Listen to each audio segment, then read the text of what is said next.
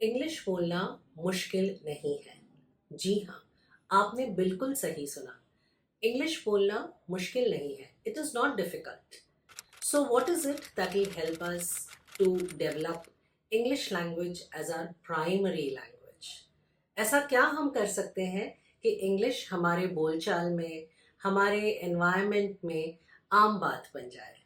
तो let's understand there are tips and tricks to do that.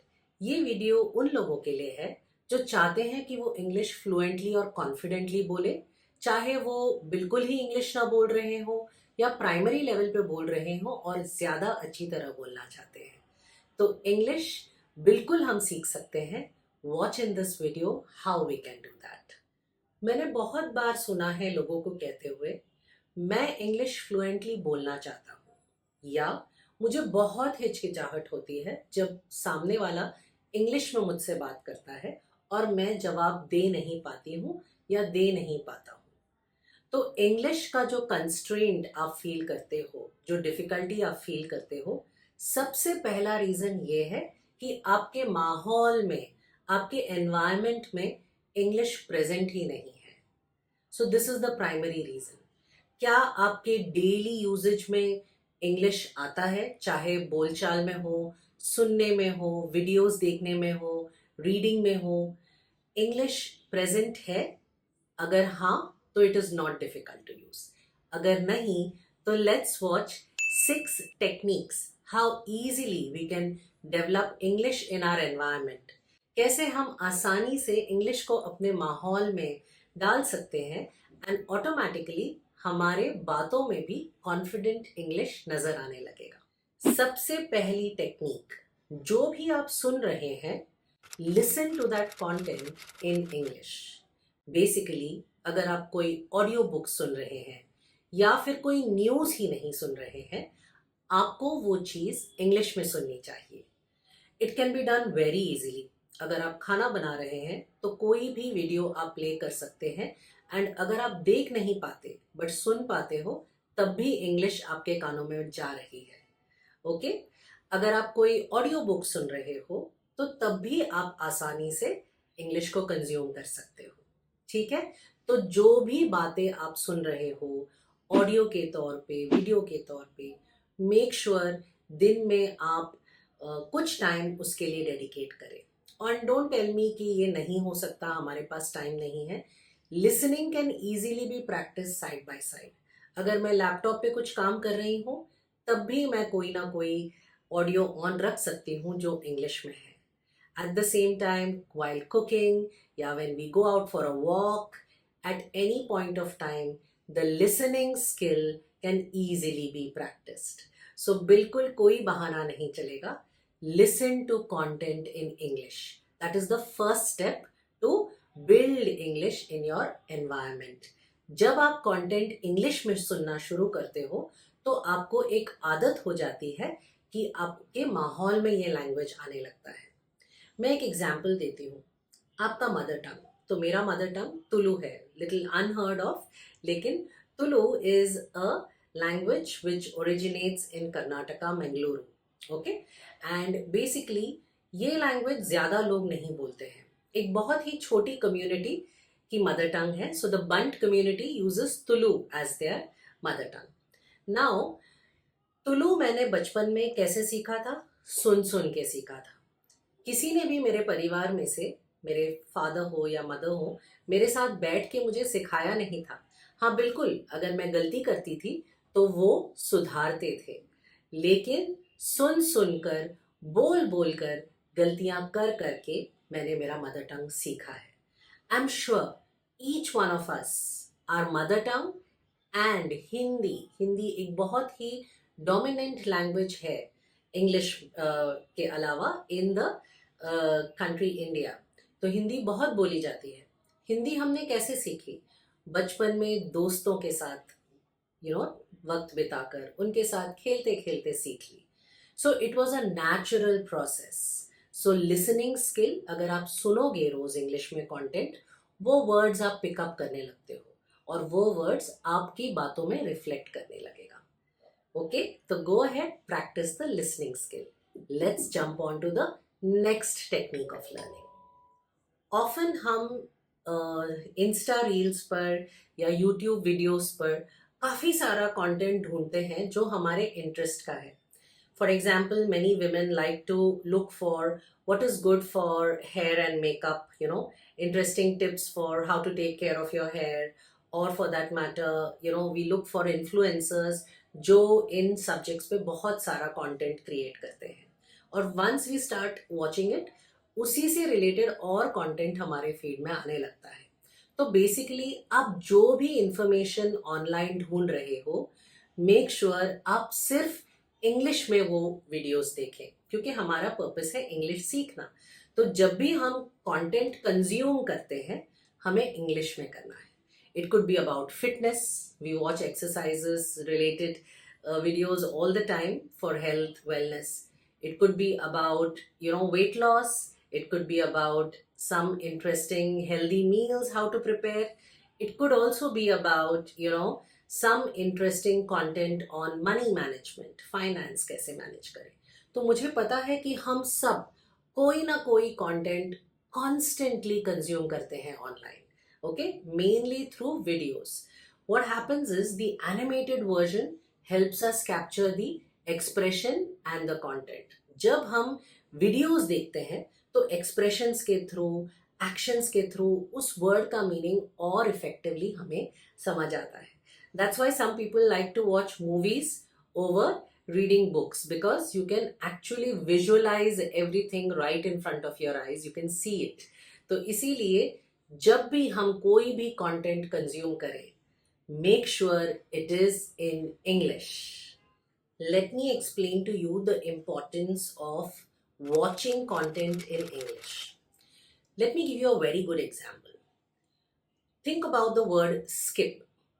पहले जब भी हम इस वर्ड के बारे में सोचते थे, स्किपिंग ही ध्यान में आता था. For example, I skip daily for my exercise routine. तो यही एक चीज आपको ध्यान में आती. बट अब स्किप का मतलब कोई चीज छोड़कर नेक्स्ट स्टेप पर जाना, ये भी हम जानते हैं. और कैसे जानते हैं? जब भी हम कोई यूट्यूब वीडियो देखते हैं और कोई एड पॉपअप होता है और हम वो एड नहीं देखना चाहते, तो स्किप का बटन पॉपअप होता है. Which means that कि जब मैं ये skip बटन प्रेस करूंगी तभी मैं आगे बढ़ पाऊंगी और ये चीज खत्म हो जाएगी. ओके, सो skip का और भी एप्लीकेशन है. For example, I skipped my breakfast today, which means वो स्टेप मैंने मिस कर दी और मैं नेक्स्ट स्टेप पे चली गई. शायद सीधा ब्रंच कर लिया या लंच कर लिया. तो यही मीनिंग, एडिशनल मीनिंग जो हमें विजुअली हमने सीखा है because of social media. Okay, so visual representation of things is a very powerful experience of learning.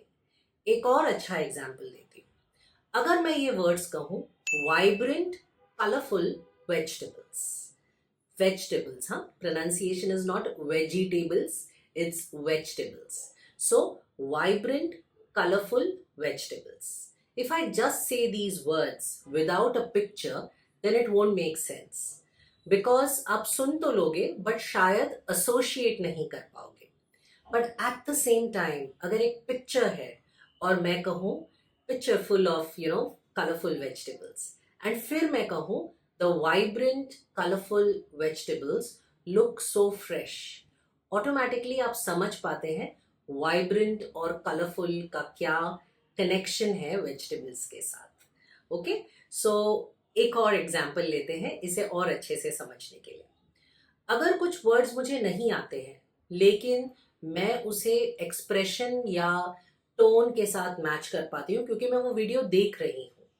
जैसे अगर कोई कहे कि any celebrity video you are watching and that person is saying that I find this utterly disgusting.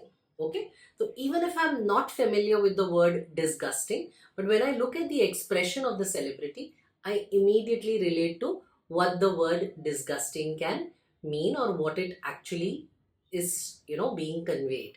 So there you go. Expressions, words and pictures का association बहुत beautifully visually capture होता है.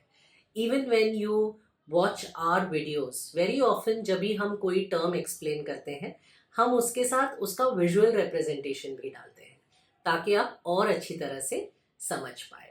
So this is my important tip for you.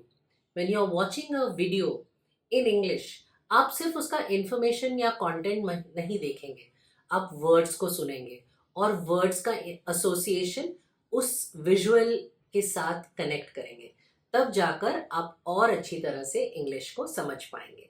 And yes, जैसे मैंने शुरुआत में कहा कि इंग्लिश को अपने माहौल में ढालने से ऑटोमेटिकली वो आपके स्पीच में भी रिफ्लेक्ट करने लगता है.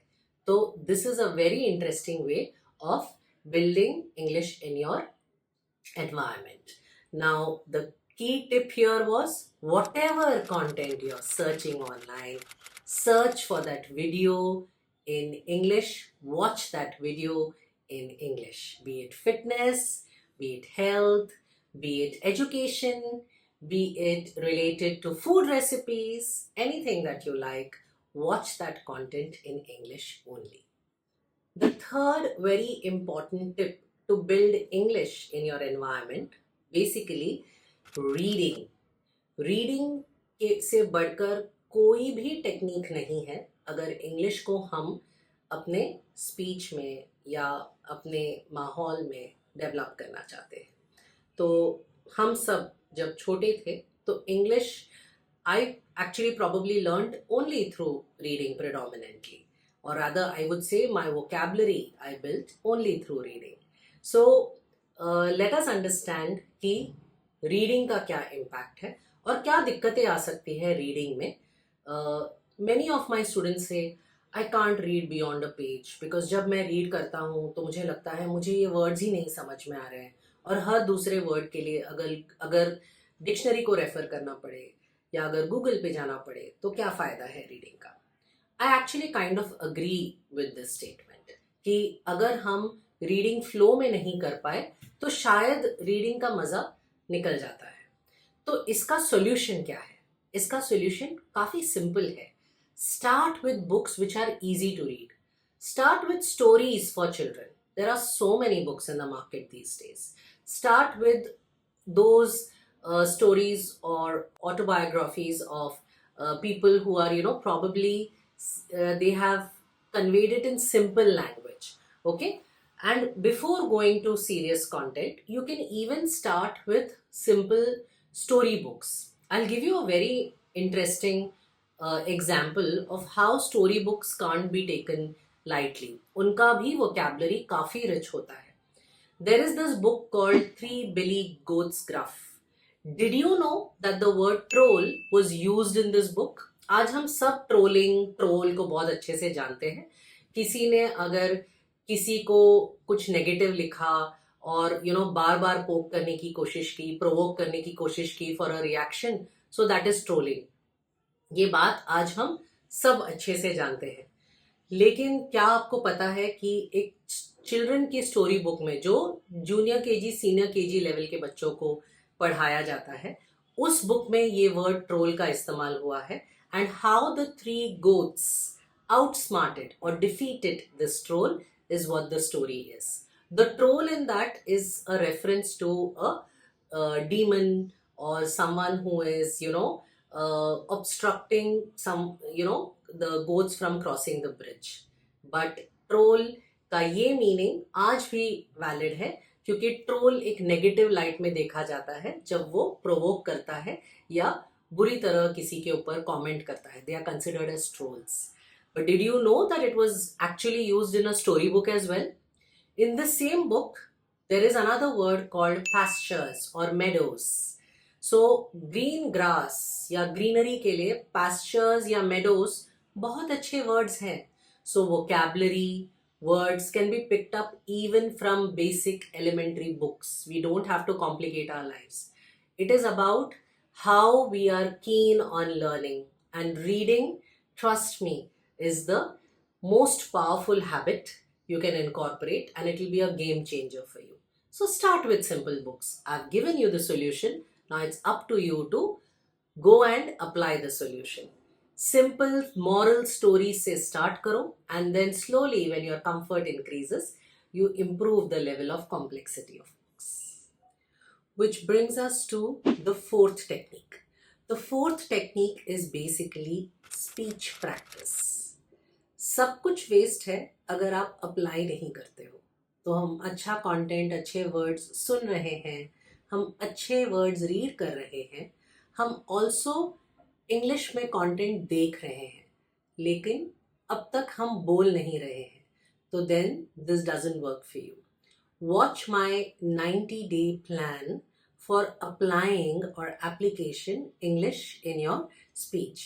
This video details how we can get into the practice part of it, the speech practice part of it. Some interesting tips are mentioned in this video, which you can use in your application part. In fact, जब भी हम apply करते हैं, English में बोलना जब हम practice करते हैं, तब it is important that you probably even record yourself, because watching yourself is a very powerful experience. When you watch yourself, you come to know what mistakes you're making. You also come to know how your body language is, and also the expression, tone, everything is very very visible. So आप self correction कर सकते हो, auto correction कर सकते हैं। जहाँ तक speech practice की बात आती है, तो उसमें आप शैडोइंग टेक्निक भी यूज़ कर सकते हो। Watch our shadowing technique video, where एक सेंटेंस जो बोला जाए उसे समझना है, उसका मीनिंग ऑलरेडी हमने प्रोवाइड किया है, और उसे आपने एग्जैक्टली वैसे ही रिपीट करना है। What you need to understand is all the techniques जो मैं बता रही हूँ, ये सब टेक्निक्स है to fast track your learning, जहाँ पे हम थिंग्स लाइक रूल समझना, टेक्निकल एस्पेक्ट समझना, सब कुछ स्किप कर रहे हैं और डायरेक्टली हम कॉन्वर्जेशन की तरफ जा रहे हैं। इसका मतलब ये नहीं है कि मैं कह रही हूँ कि ग्रामर इम्पॉर्टेंट नहीं है या टेक्निकल एस्पेक्ट्स इम्पॉर्टेंट नहीं है। All of that is important, but वो सीखना है तो you will have to join us at English excellence with Chhaya. There we have a step by step process to teach you every technique and then how to take it towards conversation. Okay, but वहाँ पे आपको grammar rule समझना होगा, उधर word समझने होंगे और फिर उसका एप्लीकेशन समझना होगा। Some shortcuts are there or methods to fast track your learning. So these are those techniques that I'm referring to. So far we understood the listening technique, the watching technique, right? We learned the reading technique. We also understood the speech practice technique. Let's understand the next technique, which is the writing technique, or as we call it, the journaling technique. Writing about your day or writing about what you have experienced is one of the very effective methods of learning. Yes, I do understand that आपको शायद किसी guide की ज़रूरत हो या coach की ज़रूरत हो, बट अगर आप अपने आप को एक हैबिट में डालते हो जहाँ रोज़ आप जर्नलिंग करते हो, तो जो वर्ड्स आपको नहीं समझ में आ रहे हैं कि कैसे वो क्या वर्ड है, you can look for that word and then continue your writing. But daily practice of writing helps you in understanding कि where you stand, what position you are in, okay, and how much vocabulary and grammar you're familiar with. So this is also a very interesting technique, okay, and there are so many apps these days where we can put the content that we have written ourselves and ask the app to highlight the errors back to us. So this will really be very very useful if you are trying to improve your writing skill. So I will heavily recommend that this is one skill you should practice regularly, and you can write about anything. Write about general topics, write about experiences, okay, workplace experiences, personal experiences. It is very easy to write provided we make that decision, okay, and one page a day, not a very tough ask. The last but a very effective technique is interacting with people. हमने अब तक ये देखा कि हम independently कैसे खुद को इंग्लिश में डेवलप कर सकते हैं। हमने अपने इर्द गिर्द वो एनवायरनमेंट डेवलप की जहाँ पे हम इंग्लिश सुन रहे हैं, देख रहे हैं, बोल रहे हैं, लिख रहे हैं, लेकिन हमने वो एनवायरनमेंट का बहुत इम्पॉर्टेंट हिस्सा मिस कर दिया जो कॉन्फिडेंस दिलाता है जब हम दूसरों के साथ इंग्लिश में बात करते हैं। So side by side interacting is very important. Start with an audience you are comfortable with. It could be your child, okay? Children nowadays speak very well in English, right? So you could start there. It could be your colleague who's not going to judge you, who's a friend probably. You could start with your friend circle. Okay, start interacting with them in English. Find a safe space where you can interact in English. Okay, so that you don't feel the hesitation when you start dealing with outsiders. So very important कि हम बाहर ये practice करें beyond our efforts which we are putting in the background. So अब तक जो भी techniques थे, those were efforts जहाँ हम self development पे focus कर रहे थे quietly by ourselves. But very important कि जो कॉन्फिडेंस हमें फील करना है दूसरों से बात करते वक्त, वो हमें रिकैप्चर करना है, वो हमें एस्टैब्लिश करना है. उसके लिए it is important that you start interacting with people. Okay, it could be a smaller audience, larger audience, depending upon what you need for your development. If you're a host, you can practice with larger audiences. If you are probably just doing it to improve your social skills, start with a friend. If you're trying to improve your communication at the workplace, then office में किसी colleague से interact करना start कीजिए. So finally, these are my tips and tricks and techniques for you. Listening, watching, reading, writing, even for that matter, speech practice and interacting. These are the 6 techniques which will help you go places as far as your English language conversational skills are concerned. So if you are somebody who are struggling to speak in English confidently and fluently, watch this video again and again and start implementing the techniques recommended and see the progress that you can achieve. Happy learning and English excellence with Chaya.